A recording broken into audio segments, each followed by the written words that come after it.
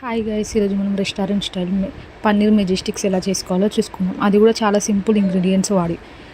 First ఒక గిన్నెలో కొద్దిగా మైదా పిండి, కొద్దిగా పెరుగు, రుచికి సరిపోయేంత ఉప్పు, పసుపు వేసి కొద్దిగా వాటర్ వేసి బాగా కలుపుకోవాలి. అవి బాగా కలిపిన తర్వాత బజ్జీలకి వేసే పిండిలాగా ఉండాలి కన్సిస్టెన్సీ.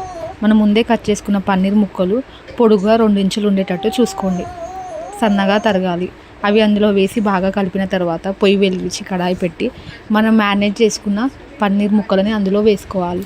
కొద్ది కొద్దిగా వేసుకొని దూరంగా వేసుకుంటే ఒకదానికొకటి అద్దుకోకుండా బాగా వస్తాయి.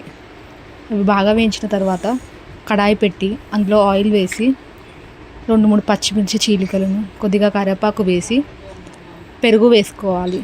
పెరుగు వేసుకున్న తర్వాత రుచికి సరిపోయేంత ఉప్పు, కారం వేసుకొని బాగా కలపాలి. అది బాగా ఆయిల్ తేలిన తర్వాత మనం ముందే వేయించుకున్న పన్నీర్ ముక్కలను అందులో వేసి హై ఫ్లేమ్లో బాగా కలపాలి. హై ఫ్లేమ్లోనే టాస్ చేసుకుంటే పన్నీర్కి బాగా పడుతుంది, ఫ్లేవర్ కూడా బాగా తెలుస్తుంది. అలా ఒక 2 మినిట్స్ హై ఫ్లేమ్లో టాస్ చేసుకుంటే ఎంతో సింపుల్ అయిన పన్నీర్ మెజెస్టిక్స్ ఇంట్లోనే రెడీ, రెస్టారెంట్ స్టైల్లో.